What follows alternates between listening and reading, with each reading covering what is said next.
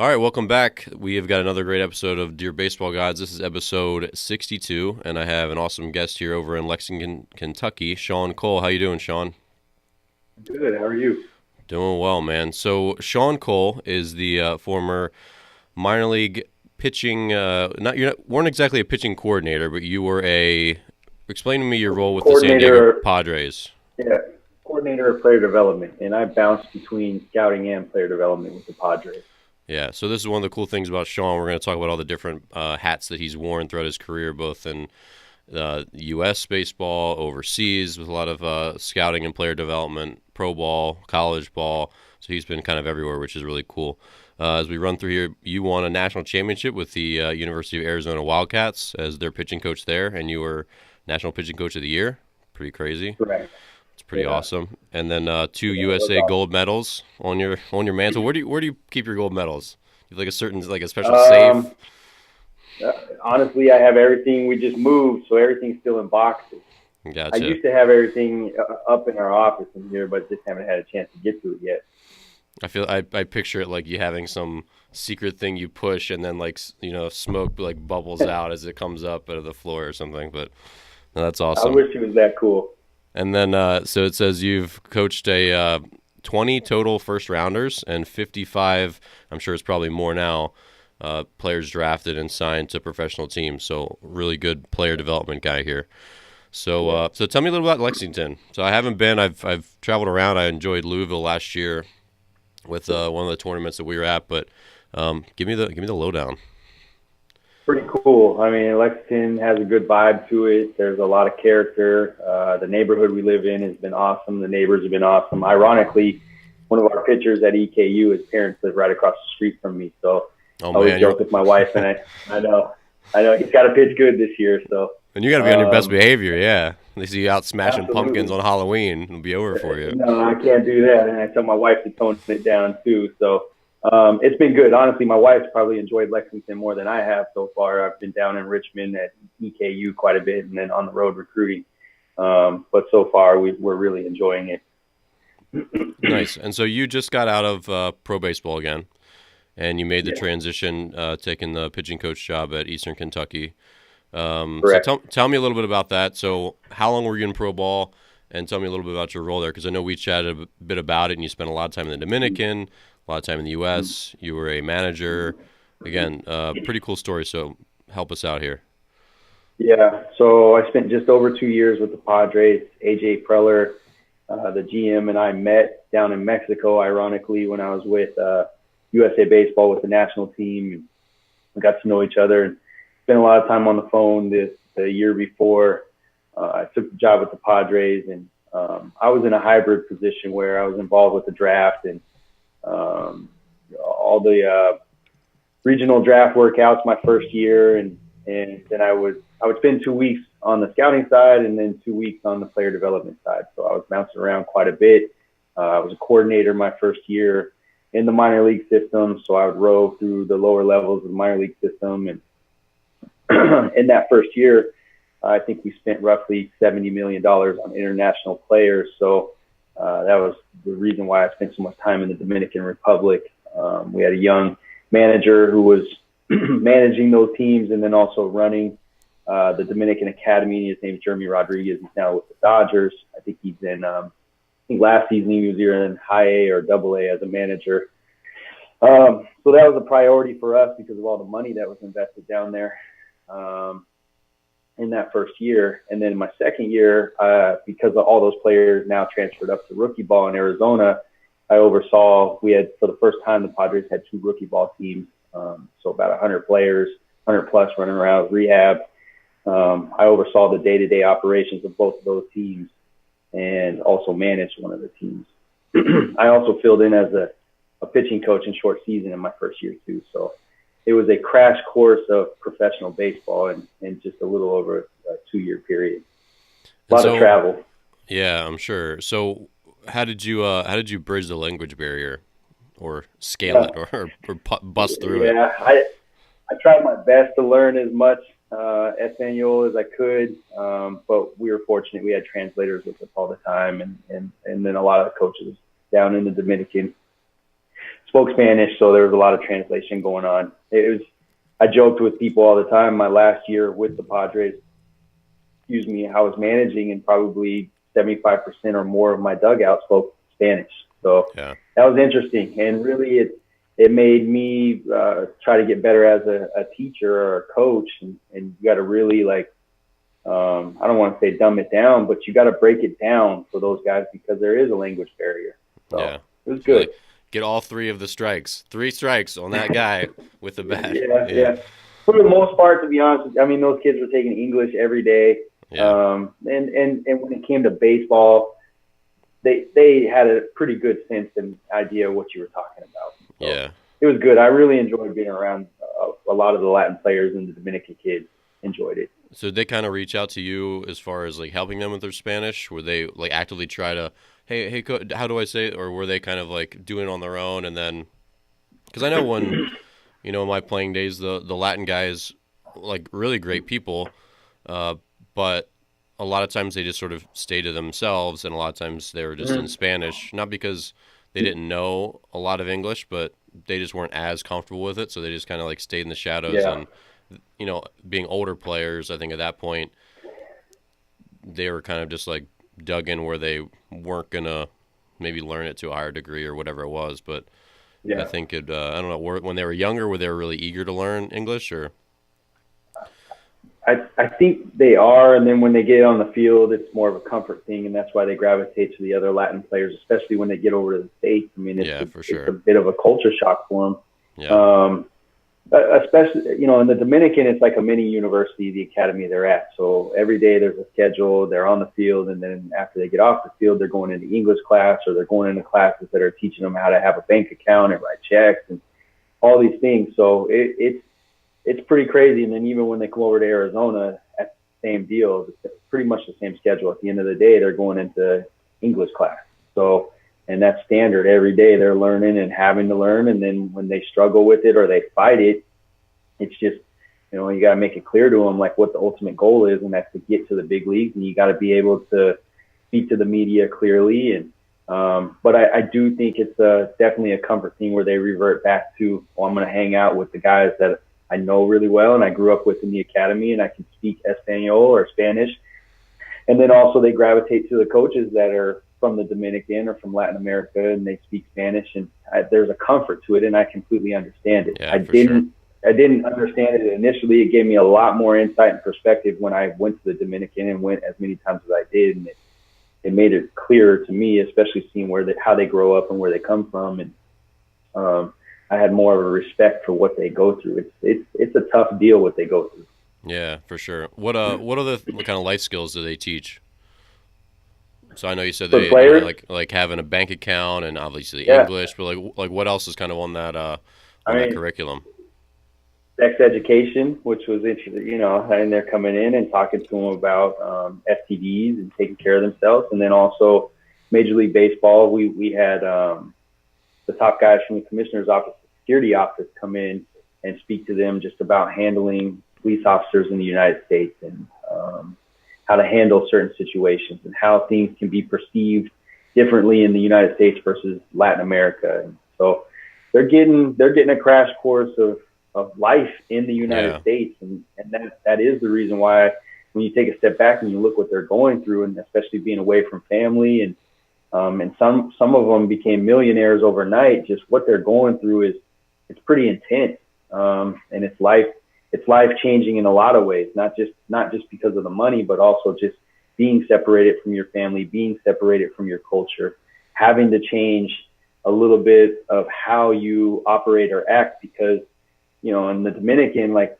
they're dancing, having a good time all the time, laughing. They want music playing during practice, and the States, some people frown upon that stuff and look at it as, well, they're being boisterous or they're being disrespectful to the game. And I don't think it's necessarily that. I think it's how they grew up, and it's their culture. Yeah, it's a lot different for sure. Now, do you feel like the Way American different. kids have all the life skills they need? I'm sure that's definitely not the case, but when they're 18, going through a similar path, they're signed at a high school or whatever, and they're suddenly on their own, how well do you feel like they're prepared? And do they get any kind of coaching like that on the American side? Because you said you're a rookie ball coach, right? Um, Uh, how do they handle it? that's a good question. For the most part, I think a lot of them handle it well. The guys that come from college programs into pro ball, I think, are more advanced in the life skills area, and also time management, discipline. Guys going straight They've from had their high toga school, parties, yeah. yeah, they've gone through it, and going through a college education, it forces you to explore other areas and learn different things. And socially, you're around so many different people, especially if you go to a big school where there's 35 or 50,000 kids. You gotta figure things out. Where if a high school kid, especially a high school kid that comes from a small town, it can be a culture shock for them also. And just, I think the other thing, and you can attest to this, is the day-to-day grind of pro ball. I think a lot of people don't have a real grasp of when they sign, especially out of high school and haven't gone through a rigorous college program. That day-to-day it's a real grind. I mean, you're getting Yeah. up early in the morning, you're doing early work, practice, all that stuff, take a break, and then you're going out and playing a game. And it's an everyday deal from spring training all the way through September. So I think that's the biggest thing that those guys run into, and it's a shock for them just how much of a mental and physical grind that is. Yeah. So, fill us in a little bit. So, how did you end up in pro ball? Once again, AJ Pro. Well, let's back up to when I got done playing in college. I got an internship with the Seattle Mariners. I grew up in the Seattle area, and so I interned in baseball operations. So that was my first real taste of professional baseball. And then from there, I got into college coaching at Edmonds Community College, a junior college up in the Northwest.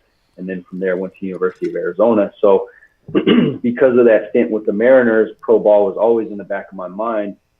The one thing, the crossover from college to MLB is tough because the contracts don't line up at the same time. So Yeah. contracts for college are in the summer and pro ball is in the fall. So it's a very difficult transition if you want to do it, which is probably one of the reasons why it took me so much time down the road to transition into pro ball. But like I said earlier, I got the job with the national team with USA Baseball, and AJ Preller is, I mean, the guy barely sleeps. He's on the road all the time. He's out scouting. He's one of the GMs that's probably more visible out recruiting, or not recruiting, but scouting players. And he loves Team USA and the national team. And just let me say this, from a scouting standpoint, the national team is probably one of the best views you get of players, because you get to see them in high leverage situations. You get to see them.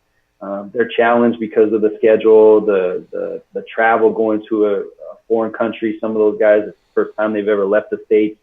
The food is challenging for some of them.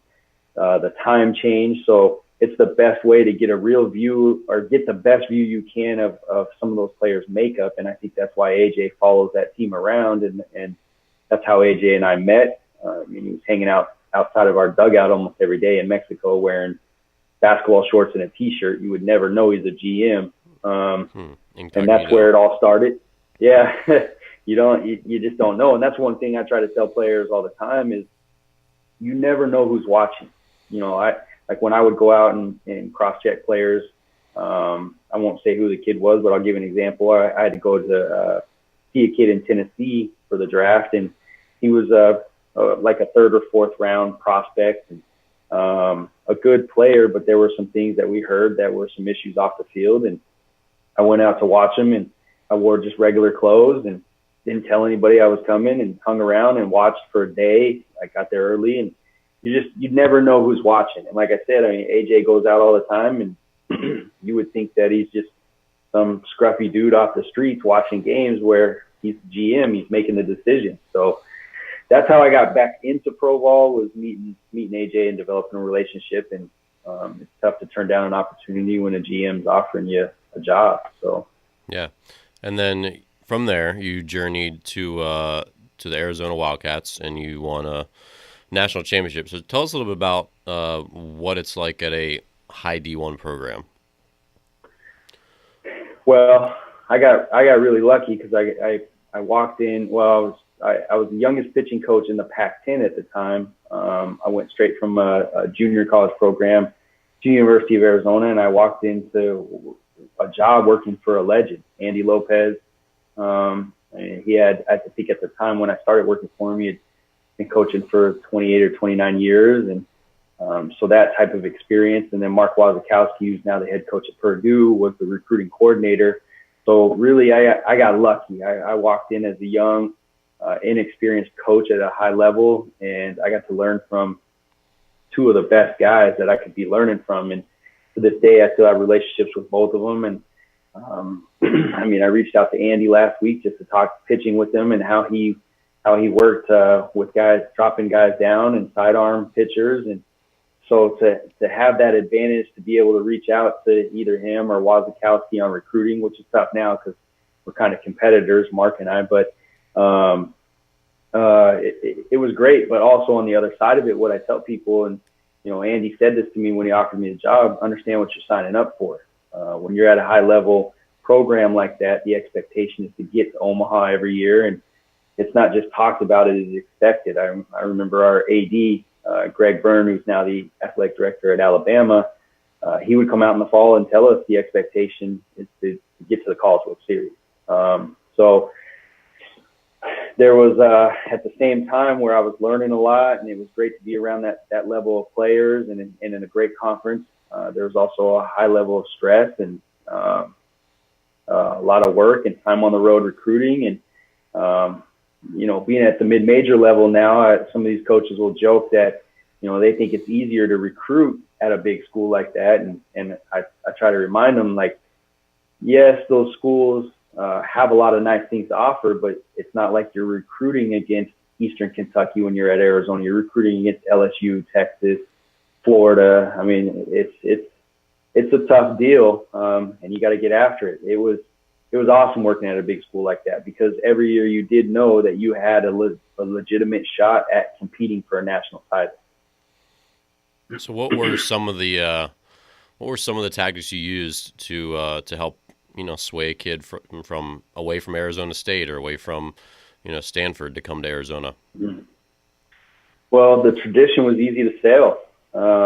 At the time before we won, I think it was 3 national championships and multiple appearances to regionals and multiple players that had come through the program that went on to the big leagues. And then, it was also very easy to sell Coach Lopez. I mean, the guy had over 1,000 wins and won 2 national titles at 2 different programs. And I believe when I took the job with Team USA that him and Andy and Mike Martin were tied for the most players in the big leagues of current Division I coaches. So to have a player come in and say, my goals are to compete for a national championship, my goals are to get to professional baseball, and then also get a good education, well, we could easily say, well, we can do that for you. You're going to get a chance in a recruiting class.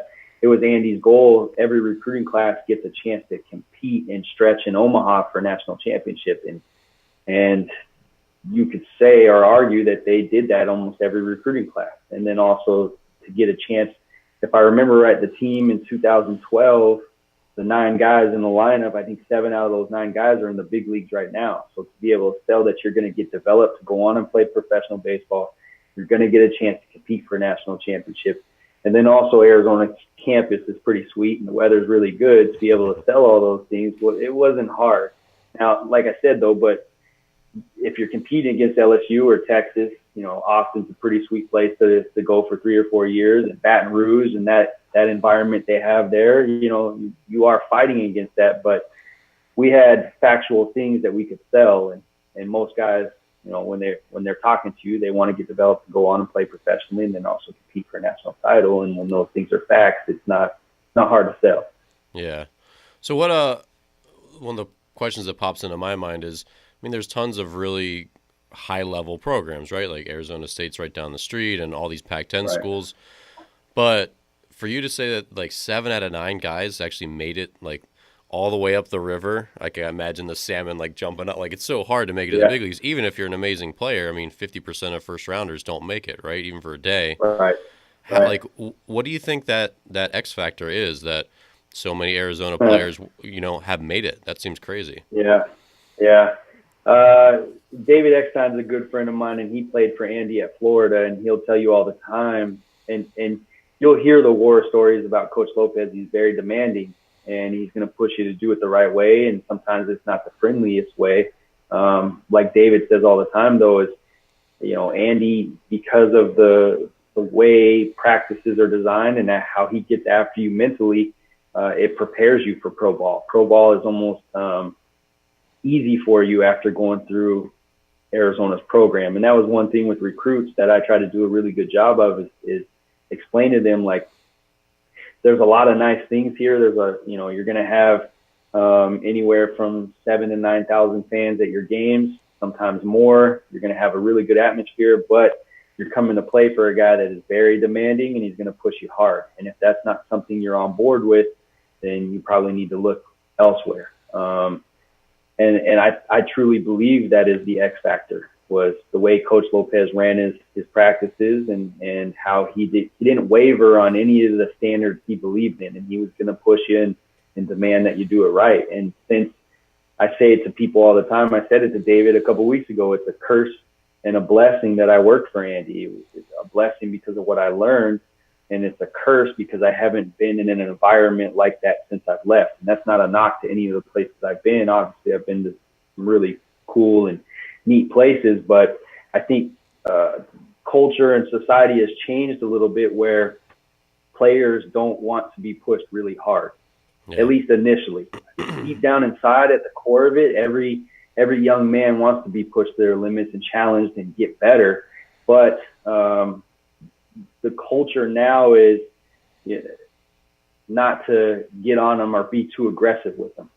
And I truly believe that was the X factor at Arizona. Andy was going to push you. And same for the coaches. I got better because Andy demanded that as an assistant coach that I did things right. As a pitching coach, I did things right. I'll give you an example. I think it was my second year at Arizona.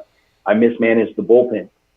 I was late with our closer, and we almost lost the game, thankfully. And I still remember Bobby Renard, and I still talk to him. He hit a walk-off home run to beat the University of Washington, so we won the game. He kind of saved me.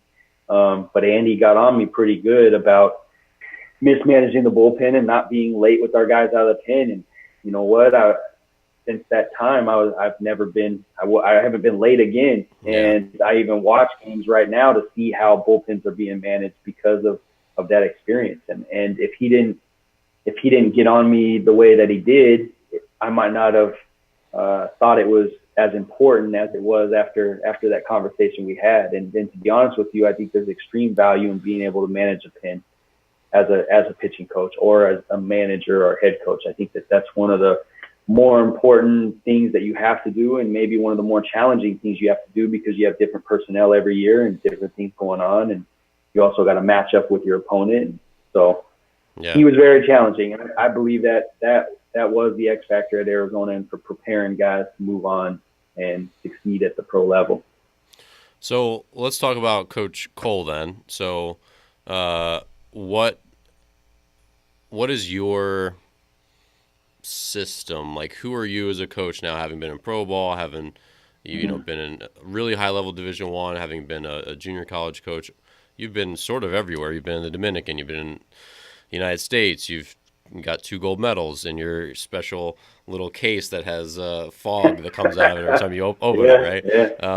You know, so like, you're at a new program here at Eastern Kentucky, and there's kids are different now than they ever were. So what do you do to keep them from twittering, "Oh, our coach was really mean to me, I'm going to quit baseball forever"? You know, what do you do to get the best out of your kids, and who are you as a coach? I think, all the experiences that you just spoke of, I've been able to pull little tidbits from everywhere I've been. And then also I've been around a lot of great coaches from the pro level, Division I. Team USA was such a great experience because you had you had really good coaches from the high school level all the way up to guys working in front offices that you got to spend time around and pick their brains and pull things from. And then with the Padres, I got to spend time with like Trevor Hoffman or Moises Alou and ask him about hitting, or Did you shake you Moises know, Alou's hand? I had dinner at Moises Alou's house in the Dominican. We got to know each other very well. I mean, he's awesome, but you ask him about hitting, and this is one thing, and I'll answer your question this way, is like Moises Alou, you ask him about hitting, it's very simple. He said, I'm going to attack the fastball early, 0-0 count. I'm trying to jump on a heater. And if I got a hit in my first at bat, the rest of the day was easy for me because that pressure was off of me, and now I could ease into my other ABs. But it was very simple. And then working for Andy, he would always say, I want to make a difficult skill really, really easy. So almost dumb it down, make it as simple as possible, explain it to the player, demonstrate it, and then have them rep it out. And I still do those things. So, people ask me all the time, what do you do with your pitchers? What do you do? What's the magical recipe or whatever? And I tell them all the time, I'm probably going to disappoint you with my answer. It's very simple. There's a plan every day to what we're going to do. And there's some standard things I believe in that we're going to do. But I think the key is getting to know each player individually and spending a lot of time with them and talking things through. Early on as a coach, especially working for Andy and seeing how he operated, I thought that was the way I had to do it all the time. And I think there are some times that you do need to turn up the heat on players and push them a little bit. But being in pro ball, I think taught me to have a little more patience and really talk to guys and figure out what's going on in their head. So if you were to ask some of the EKU pitchers today, like, how does Coach Cole operate with you? I ask them a lot of questions during bullpen sessions. Even if I have the answer, I'll ask them, and I'm looking for an answer. And sometimes I'll say why, like 5 or 6 times in a row. Why? Because especially younger guys, they'll say, I don't know a lot. Yeah. No, you do know. I don't know is a way of saying I don't want to give you the answer. Like, why do we keep rolling that breaking ball in there? Why? And the only reason why I do that is because I tell them, eventually I want you to get to a point where you're able to self-coach yourself and you're able to make adjustments. It's not about me coaching you all the time. Like, if I can get you to a place where you're able to make in-game adjustments you're able to make adjustments in your bullpen, then we're heading in the right direction. Now you're able to self-sustain with yourself. And pitching, as you know, is arguably one of the most difficult positions on the field. You're by yourself. You're on that little hill by yourself, and you're controlling the game. And if you don't know how to self-coach or make adjustments on your own, I can't make 10 visits a game. I can't come out there and tell you all the time, hey, get your elbow up or stay above the rubber or slow down, quit overthrowing. You got to get to a point where you're able to do that. And that's also one of the other things is daily routines. And that got hammered in my head during my time in pro ball. Like, you got to have your own daily routines. What works for you? I get the question all the time about, am I a drive line guy? And I tell players all the time that, if that's something you believe in, then do it. If you came to me today and said you need to stand on your head 5 times before you throw your bullpen, and that's going to make you be effective, I'm not going to take that away from you. So, but there are some core beliefs I have. I'm a big throwing program guy, long toss guy, I think there's got to be real focus and intent to what you're doing every day in the throwing program, because, some days for a pitcher, that's the only quality thing you're going to do for the day to really work on your delivery and your release points. So that's got to be important. And so I put a stopwatch on those guys. I don't really allow them to talk when they're going through that 14 or 15 minutes of their day. Like, they got to work on their craft. I'm a firm believer in bullpen sessions that's got to be structured, and there's got to be a high level of focus and intent to what you're doing on every pitch. And there's got to be some dialogue when you don't get the result that you want. And I want to know why. There's a conversation. Like, where's the breakdown in your delivery? It's not me just telling you, no, you got to do this, this, and this. Because if I'm always telling them what it is, then I feel like I'm holding their hand. Essentially, I'm holding their hand all the way through. And then, are they really grasping it? Are they really making an adjustment? So I think ultimately for me, it's each pitcher, there's individual things that got to be worked on. And then there's also some things that I strongly believe in that the pitching staff has to do every day. But they got to get to a point where individually they know their daily routines. They know their adjustments. They know what works for them. And that's my whole mission and goal is you take a freshman to a sophomore to a junior, and hopefully by the time he's on the back end of that sophomore year or early into his junior year, he knows what he's doing. He knows what his adjustments are, and he can run his own bullpen if he needs to. Early on, I'll script those bullpens, and I will set them up, those bullpens, to how we're going to pitch in game and how they're going to utilize their weapons. But then I'm open to dialogue. Hopefully down the road, it does become dialogue in a pen because that guy's taking more ownership of his performance and what he's doing. So what when guys arrive in pro ball, especially after a program like yours, they're probably pretty well prepared. They have an understanding of routine and all that stuff. Do you see a big variation between the high school drafts and the college drafts? How they would come into their first or second year of pro ball, like just their routine and their overall structure to their life? Mm-hmm. And you probably see this similar with your incoming freshmen. Obviously, like they don't have a lot from high school, but do you feel like it's gotten better over the last bunch of years? Because you've been in the game for a while now as a coach. Are you seeing kids with more structure as they come in as freshmen? As I kind of rephrase the question. I really think it's where they come from. This is one thing that Andy used to say to Waz and I all the time: get players from winning high school programs, because usually they're being taught the right way. They also have experience winning, versus the guy that's never experienced winning and doesn't have much structure in his program. You almost have to reset those guys and rebuild them. I don't want to embarrass you, but it's one of the reasons. It is the reason you and I met, because I wanted to reach out. Clifton Slagle is a guy that I was recruiting, and we're probably pulling back the reins a little bit now because he's got some big schools on him, and I completely understand that he wants to go to a big school. But from recruiting or scouting JC kids, unless he fooled me. I mean, he commanded the fastball better than I've seen most JC guys, so I wanted to find out why. And obviously,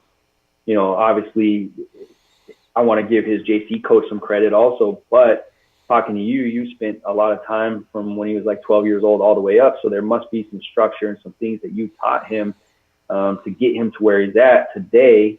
And most guys, I hate to say this, I don't think most high school players have consistent direction or guidance like you gave Clifton Slagle. So that's the difference. I mean, I'll give you prime examples. When I showed up here at EKU, there were guys in this program they know now, but they didn't even know how to, with their gloves, show fastball glove side or fastball arm side, or show breaking ball to the catcher. I mean, just little things like that. Those are little details for me. Like, you can't be standing on the mound and telling the catcher every time where you want to throw your pitch. You can, but that's not the proper way. So little details like that, controlling the run game. I mean, that seems to be a lost art in the showcase mentality. It's not important. It's okay if they steal. No, it is important, because when you get into a situation late in the game and they bring in Billy Hamilton to pinch run at first base, and you have no way to combat that guy in a 2-1 game, he's going to steal second. And then more likely he's going to steal third, and then now all it takes is a pass ball or a little dinker blooper down the line, and he scores. Yeah, or he'll just steal home too because he's crazy. Or he'll steal home. But see, that's the thing for me is it's not just, you'll have the analytics guys say the stolen base doesn't matter. Well, let's take it a step further. If I don't know how to control the run game and I'm distracted by that base runner, how's that going to affect my ability to throw strikes? So that's where, for me, pitching is not just about throwing strikes. There are other factors that factor into your performance. Controlling the run game is one of them. Being able to field your position is another. Being able to control your emotions pitch by pitch is another factor. Like, all those things factor in to make a complete pitcher. So, I had guys this year, and not just freshmen, but older guys in the program that were rolling out 1.7s and 1.8s to the plate. Well, that doesn't work. We played Wright State a couple weeks ago, and Wright State is coached very well on the bases. They're actually doing things to try to get our guys rattled. And if we hadn't been working on these things in bullpens, it probably would have totally shocked our guys. Wright State had a guy at third base who got halfway down the line he probably could have stole home on one of our pitchers because we weren't doing anything to combat that guy.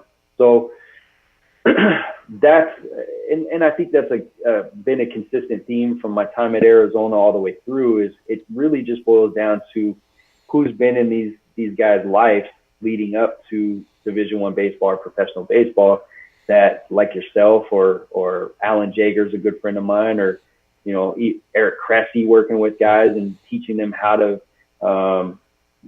take care of their arms. Just little things, little nuggets that have been sprinkled or given to these kids along the way that have prepared them for the higher levels. That's the difference maker versus some guys that don't have a guy like you in their life teaching them how to pitch properly.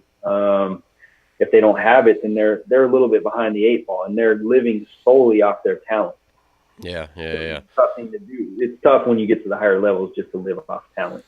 Yeah, for sure. So you spoke a little bit about driveline. I know a lot of recruits are doing weighted ball stuff, and I think in a lot of ways, I mean, the industry's changed a ton, and the way kids are training is ton. And I think on the whole, it's pretty good. I mean, kids can, and I'm not endorsing driveline by any means. They're just one of the leaders, obviously, and they, I think, do a pretty good job as far as having a reason behind everything they do. And but anyway, they become the leader, and so yeah, it's a thing where I know recruits ask programs like, "Do you do this? Like, I want this to be a part of my routine." And there's just so much more information out there for a kid. That's my overarching point. It has nothing to do really with them, but you can Google anything you want to Google at any time, right? And you can figure out, okay, I can do this, I can do that. Do you see kids who seem like farther along as far as their education? In some ways, yes, and in some ways, players are more inquisitive and they want to ask more questions. And I think that's because of what the culture right now has created with all the information and all the stuff that's at their disposal, which I think is good. On an extreme end, I have a young man in our program right now who went to I think it's called the Florida Ranch, the Florida Baseball Ranch, or he went down there and he's very technical with what he does. I mean, for the first time ever in the middle of a bullpen, I had a pitcher. We were talking about some stuff, and he took his glove off, put it under his arm, and walked down the mound to have like a debate with me. And I told him, we're not going to do that. That's like, we're not going to do that. So they can get, because of all the information that's at their disposal, it can oversaturate a little bit for some of these guys, where, like I said earlier, and I learned this from Coach Lopez, let's make this difficult skill as simple as possible. And we had 4 recruits last weekend, and every one of them asked me if I was a driveline guy. And my answer to all of them was no, I'm not a driveline guy, but I'm not opposed to weighted balls. We have a pre-circuit that our pitchers do every day out here before they go into their throwing program. And one of the areas of that circuit is plyo balls. And for me, anything that we do with weighted balls or plyo balls, it has to be in a pitching delivery motion. That's the only thing that I do, maybe a little different than what I've seen at some of the Texas Ranch or the Driveline. And I'm not saying which is right or wrong. I'm just saying that works better for me and how I'm able to teach guys. And it just makes more sense that we're going through a pitching delivery instead of I don't even know the terms, but the run and gun that I see where guys are running and they're flying open and slinging a ball into a net or something. And I'm not saying that's wrong. I'm just saying for me and my style, that I like to keep everything in the context of a pitching delivery or pitching motion. So like I told all those guys, and going back to your original question of how guys are coming in to high-level programs and if they're ready or not. So watching Trevor Bauer for 3 years at UCLA, from his freshman year, sophomore, junior year, I mean, the guy had whatever you want to say, plus pitchability or 80 grade pitchability. I mean, the guy knew how to pitch. Like I said earlier, the lineup that we had from 2010 to 12 has 7 big leaguers in it, and Bauer used to make them look like little leaguers. I mean, we cut them up. I still remember this very clearly. I think it was his junior year. he punched out, I want to say 12 of our guys, and on every strikeout, they're playing MC Hammer, Can't Touch This. And Bauer's like dancing on the mound as he's getting his next sign. So the guy was extremely confident, knew what he was doing, knew how to pitch. He'd go curveball, changeup, fastball up out of the zone, curveball down in the dirt to finish you off, or fastball under the hands. He knew what he was doing. He is a prime candidate, in my opinion, to go to Driveline and tinker and see if he can get more out of his stuff. That's why he's the poster boy for Driveline. Whereas if I'm going back to what we were just talking about a little while ago, I'm getting a freshman who doesn't even understand the concept of how to tell the catcher I'm throwing a fastball with my glove. He doesn't understand how to control the run game. He doesn't understand the difference between a 0-0 breaking ball and a 2-strike breaking ball. Like, those things, for me, foundationally have to be established before you start going and tinkering with all these other tools and programs that are at your disposal. That's just my opinion. I'm not saying which is right or which is wrong. I just think it's a situation you're trying to run before you can actually walk. And I think there are some key foundational things that have to be set for pitchers in order for them to be successful before they go out and start tinkering or trying to increase velo. And, I'll give you another example. I won't say his name, but we have another kid in this program that he's been here for, this is going on his 5th year, and he'll flash you some 94s and 95s, and he pitched very well in a very prestigious summer program. Summer collegiate program this past summer, and he only had 2 or 3 teams talking to him, and they were offering him, anywhere from $5,000 to $10,000. And my point to this is he's got the velo, he's got the arm strength, but no teams are biting. He didn't get drafted after his junior year, and he put up good numbers here last year, but there's no secondary pitch. Mm-hmm. So, and that's going back to Trevor Bauer. Garrett Cole was the Friday night guy at UCLA when Bauer was the Saturday guy. Garrett Cole's freshman and sophomore year is sitting 97, 99 miles an hour. He's not flashing it. He's sitting 97, 99, and our guys would tee off on him his first couple of years until he developed a secondary pitch to offset his fastball. So that's my explanation to guys when they ask me, am I a Driveline guy? Am I doing this? Am I doing that? And really, I'm not opposed to it. And we do mix in Driveline, plyo balls, and all those things, but it is not the focal point of my development program with pitchers, especially at this level. Now, if we want to increase some of that stuff after they improve in some of these other areas that I deem very important to becoming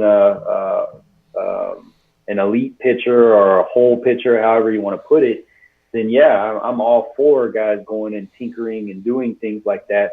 But if you're not up to par in all these other areas, like commanding your fastball, controlling a run game, executing secondary pitches and having a real good feel for your secondary pitches, then I just don't know if I want to accelerate that process and sprinkle in all these other things that they have at their disposal. I think it's good that they have all these options and all this information, but I also think at times it can be almost counterproductive and it's giving them too much information. Yeah, they have to definitely sift through all the stuff that's on the web. Yeah. Yeah, there's a lot. I mean, I get caught up in it sometimes. I'm like going through Twitter and looking at stuff like, wow, look at all this crazy stuff. Look at all these great things. And then sometimes I got to say, well, it's just too much for me. But I do think it's good. And I think it's been very good for people, like yourself or for Kyle Bodie or anybody else. It's a great way to promote what you have going on. And I don't think that there's any malicious intent with what anybody's doing. If anything, people are always trying to seek better ways. And I think that's a good thing. And it's healthy conversations. And, like a couple of days ago, I got called by the gentleman that oversees the National Pitching Coach of the Year Award. And he said that he wants to open up the pitching hot stove at the ABCA and the National Pitching Coach of the Year Award. He wants to bring in past winners and have them present the award and be there for Q&A. And I told him I'm all for that. And I think that's awesome because you're now getting in a room with past winners, a current winner, and however many coaches that are in the room, and you're opening up all this dialogue and conversations and new ideas. And I think that stuff's very healthy and great. But on the other side, just like video analysis, I'll tell players sometimes, no, you don't. You need to back off of watching too much video. I mean, sometimes this stuff can be too much, and just, simplify, and we just need to, let's just focus on one or two things to get better at instead of 10. Yeah, it's definitely, there's just like anything else. Like, you could be in the weight room and maybe a goblet squat's fine for you, but a barbell squat's just like not the right thing yet. It doesn't Right. mean either one's evil. And, Right. with all the weighted ball stuff, it's not evil. Like it just depends on the person. It depends how it's done. It depends on the context. And everyone gets in this Mm-hmm. like big huff where it's like, oh, I'm in this tribe. I'm in this tribe. Like they're the Yeah. worst. They're hurting everyone. They're hurting everyone. It's like, Yeah. I don't think anyone has any malicious intent. And B, No. it just depends on who's doing it and how you do it, and if it's right for your body and right for you at that time of your development. And there's just so Yeah. much like that tribalism where everyone just wants to fight. And I'm on this team. I'm on this team. Like, you Yeah. do weighted balls. I don't do weighted balls. Like, I don't care anymore. We don't do them much. Yeah. We haven't done them at all, really, in our last 4 or 5 years. But just because we don't doesn't mean I think they're evil. Like, I certainly Right. don't. Like, it's just like anything else. It's a tool that you could use for Yeah. some aspect of development. So I think you're Yeah. on the right track. It's just, I think it's really tough to navigate this world. And I'm sure for your perspective as a recruiter, trying to figure out like what do they want to hear, right? I mean, what do you feel like a lot of these kids want to hear when they're quizzing you, which is good. I think a lot of Yeah. kids probably don't ask a lot of questions of you, I would imagine. Yeah. Well, I mean, honestly, I don't know if it's because the culture has changed. I've been hit with a lot of tough questions lately by kids and parents, and I think it is because they're more informed, which I think is a good thing. For me, I don't approach it from the standpoint of I'm going to answer these questions based off what you want to hear. I'm going to answer the questions based off of what I know and what I've experienced, and I think that's one advantage I have now versus when I first started coaching at 23, 24 years old. Is now I have I have a lot of established experiences, so I can say, well, no, this is how we did it. And I give this example all the time. In 2012, we had 3 weekend starters at Arizona that threw a combined, those 3 guys threw more complete games than the entire SEC conference. Well, we didn't have any arm injuries. Those guys were maintaining or increasing velo into June in Omaha in the College World Series, and we didn't throw weighted balls. Now, I'm not saying that I like the way you put it. I'm not saying it's the all-in be-all, but it's a tool that you could sprinkle in. And I also think it's important, and I think this is important for coaches to hear, I can't fully invest in something that I don't truly understand, because then I'm out coaching something that I'm not fully invested in or have a total understanding how it operates. And this is an honest answer that I gave just this past weekend. I said, honestly, for me, Driveline hasn't been around long enough for me to determine whether or not it's beneficial or not beneficial. It's been a very short snapshot. And I go back to, Tom House is a throwing guru. He's now working with like Tom Brady and Drew Brees on their throwing motions and other NFL quarterbacks. Well, there was a period of time where he was teaching call and fall or drop and drive, and everybody was buying into it and everybody loved it. And then I believe, and I could be corrected on this, but I think over time he came back and actually said, you know what, that stuff wasn't right, and guys were getting injured. Or I remember there was a time where people were teaching the inverted W, and everybody thought that was the right way. And that's why I don't want to kill this stuff and say, no, absolutely, like you were saying, how people are on both sides of the fence. And I'm not taking a side. Like I think it's valuable and healthy that people are trying to seek new ways to grow and develop people. And if it works, it works. But if it doesn't, then, people need to come out and say, no, this doesn't work, and we need to shift gears and go a different direction. For me, it's just, it hasn't been around long enough for me to say, absolutely, I'm a Driveline guy. I'm in. That stuff works. And then on the other side, and just me being totally honest, I don't know enough about it.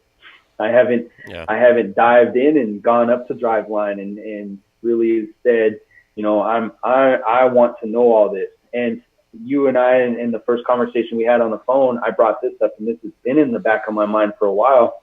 My trips to the Dominican, I go down there, and there are so many young kids from 16 to 22 years old down there that are just throwing the heck out of the baseball.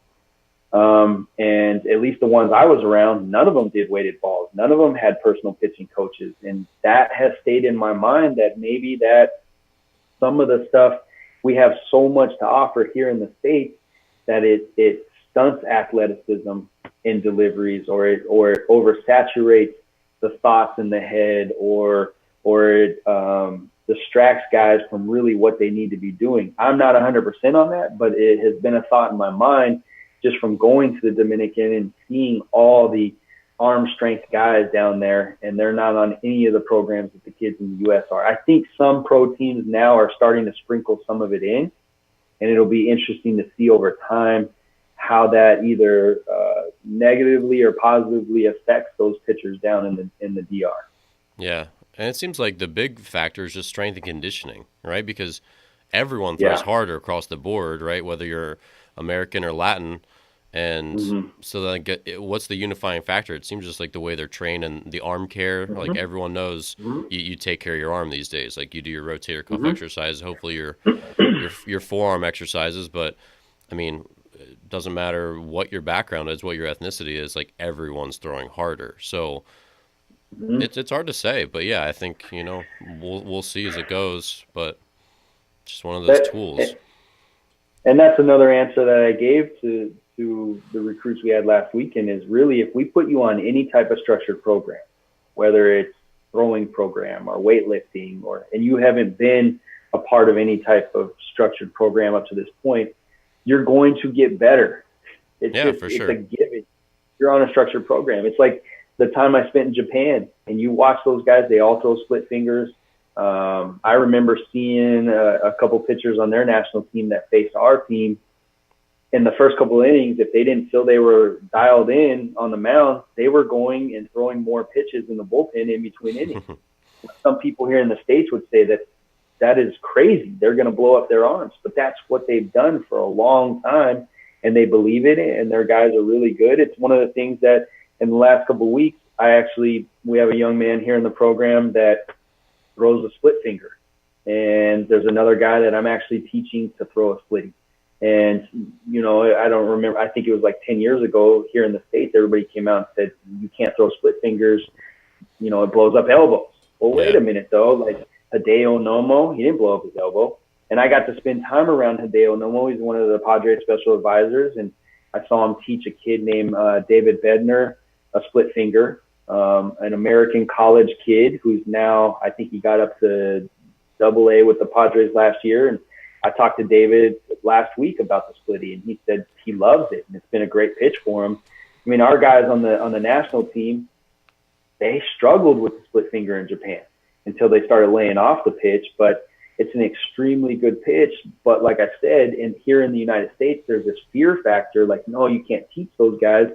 And I've decided, I'm going to teach some guys that pitch, and let's see what it does. And God willing, and hopefully nobody has any injuries, but I'm not so sure that's, you can argue that is a myth that it's blowing up elbows. Guys in Japan. So you go all over the world, and there's different teachings and different things going on, and who's to say that those are wrong? Yeah.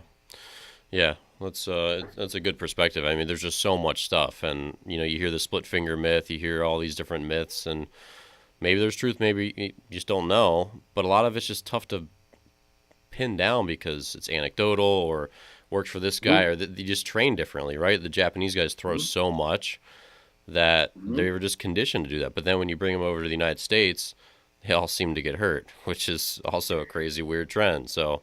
But I don't know. When they get to the States, there's a common trend that they pull back the reins on those guys. Yeah. Ice K with the Red Sox. I think there was an article in Sports Illustrated that he threw so much, he'd throw like 200 pitch pins, and then when he got over here with the Red Sox, they cut that down on him.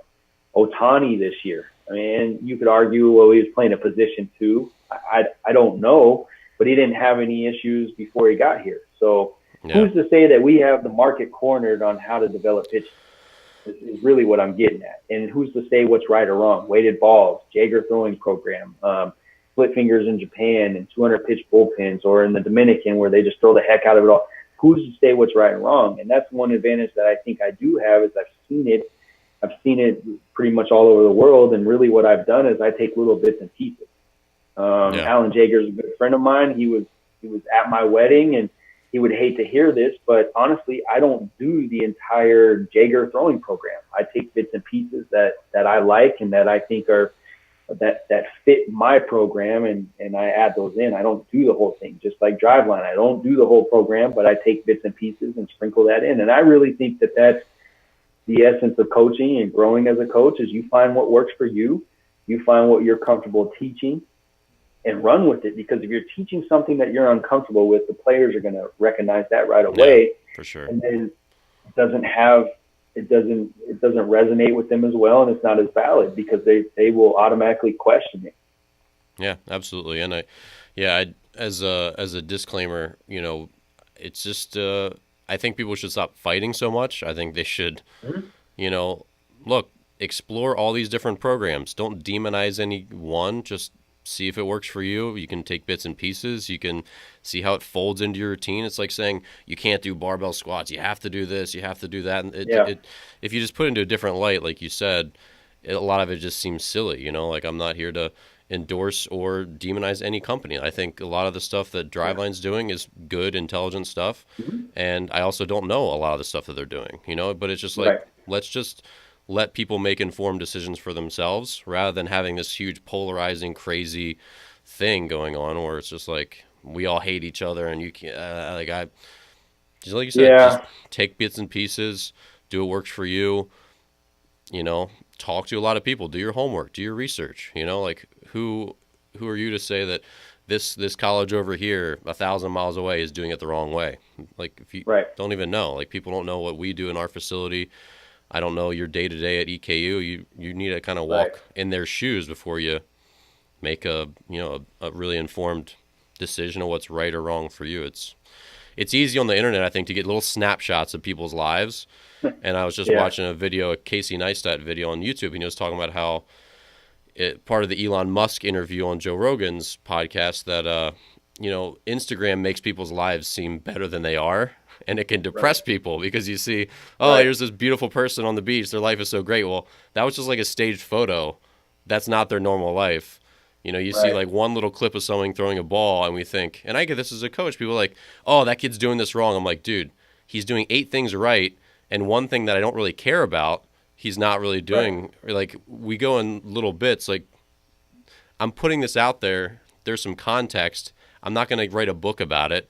I'm just putting it out there, and like let's just not jump to conclusions. Just you see something on there might be so much more behind it. Oh, he's doing this thing, he's gonna get hurt. Well, do you know how he warmed up? Like, do you know how he's been training? Do you know his conditioning?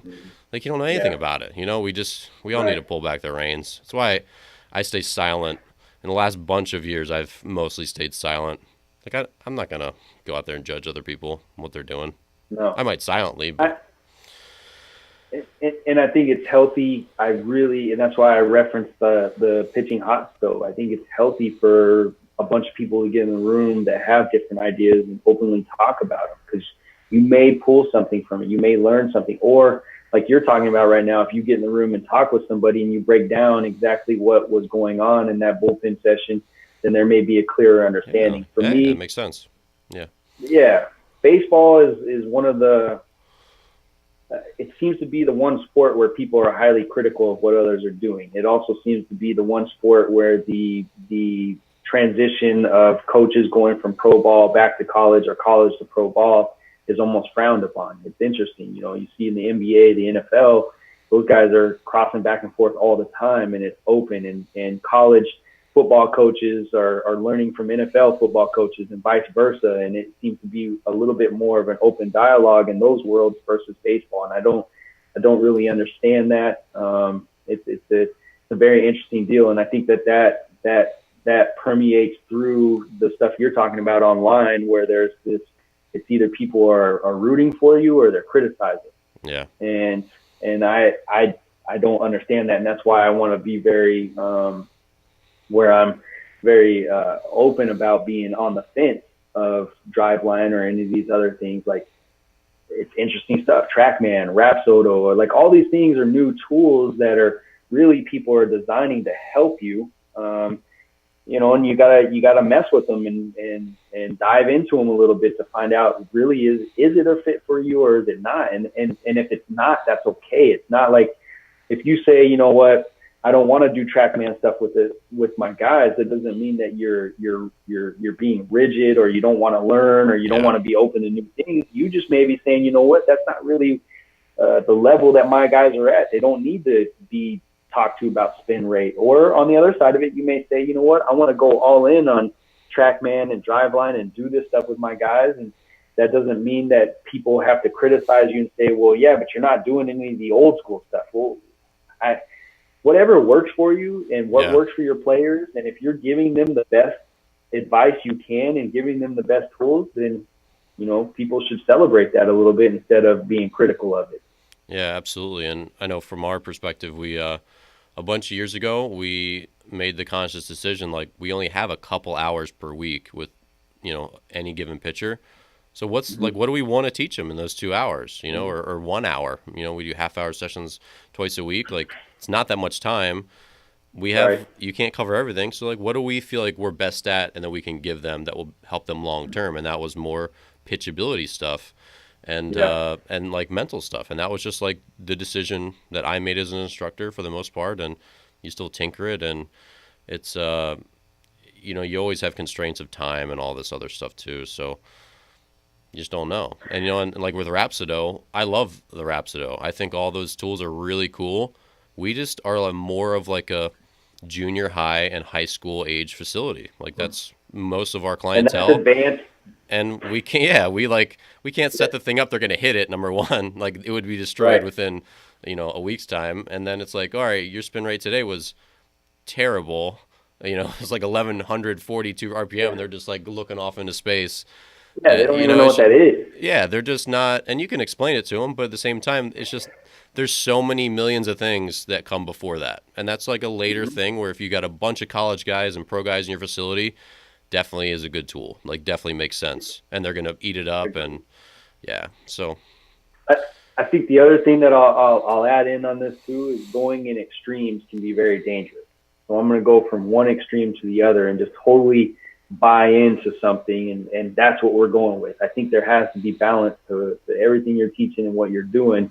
And when you just fall into extremes, like whatever the new toy is, we're gonna test it. We're gonna go with it, and I think that can be dangerous also, especially if for this 6-month period, this is what I'm going with. It's the new thing, and then when the next new thing comes out with, well, I'm gonna shift gears to that also, and I think you can run into a situation where you're not staying consistent with those guys that you've had and that you're developing, and it can get a little dicey. If you sprinkle that stuff in, I think it's okay. But if you're going into extremes, some things can get lost in translation if you're going into complete extremes with stuff.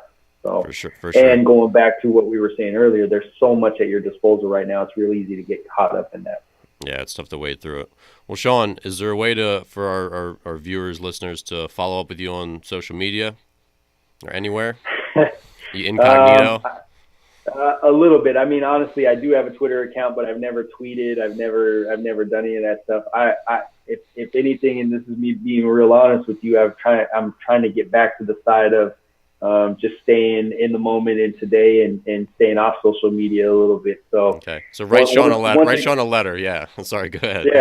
Write me a handwritten note. That's old school, like Coach Lopez. I'll tell you a funny story. When I first started working in Arizona, and Andy will laugh about this, that I tell this story. He didn't have a computer in his office, and he had a flip phone. And the athletic director, the new AD that came in, Greg Byrne at the time, made him get an Apple iPhone, made him catch up to speed. So I'll be honest, I've adopted a little bit of what I learned under Coach Lopez and just keep things simple and write things down. And I like that. And also I grew up, 3 of my uncles are lawyers, and I worked in the law in one of their offices when I was in high school and everything, legal notepads and write it down. And the players laugh at me at EKU now because I come outside every day with a 3x5 card and stuff written down, and I don't take my phone on the field. I might be one coach in the country right now that doesn't take their cell phone out to the field. I'm just trying to I'm like I said earlier, I'm trying to have that balance. I'm not trying to go in extremes, and I think you can just get caught up in too much So, stuff, being on social media too much. I'm imagining you with a really big fanny pack that has like a Polaroid camera in it. No. I'm not to that extreme. I understand social media and I understand technology, and I do utilize it, but I'm trying to keep that Yeah, I healthy gotcha. balance. That's good. That's good. Well, Shaun, appreciate you being on the show. It was a great conversation, and you're doing some good work over there at EKU, and I wish you the best. Thank you. I enjoyed this. This was awesome. Have a good day. All right, so I want to thank you again for being here for episode 62 of Dear Baseball Gods, and again, my great guest, Shaun Cole, pitching coach at Eastern Kentucky University. Shaun's a great guy, and you can tell one of the things I value most, I think, is experience. And you can tell that Shaun has a very objective view of baseball and of coaching. I think that's in part because he's been so many places, right? He's been to the United States, he's coached in Latin America, in pro baseball, and college baseball, and I think for young athletes out there, this is one of the things your academics can really help you with. So when you do all these different internships, when you go away to college, when you go to different companies in the summer, you take all these different classes, you learn from different teachers, you have different coaches, different sports. That's one of the other reasons to play multiple sports. You just never know who you're going to learn from. And he referenced one of his great mentors, Andy, numerous times, and you can just tell how much he's influenced his career. So being well-rounded is a really, really great trait. And you get that, I think, from taking chances, from trying new things, and so it's a really deep conversation from Coach Cole. I think in part because of all the different places that he's been and how objective he is and how open-minded he is to trying new programs and being with new coaches. So again, thank you for being here. Be sure to subscribe on iTunes, Stitcher, YouTube, wherever you listen. We have a video and audio recording of this podcast. So whichever one you're listening to, feel free to check out the other. And thanks again. We'll see you next week.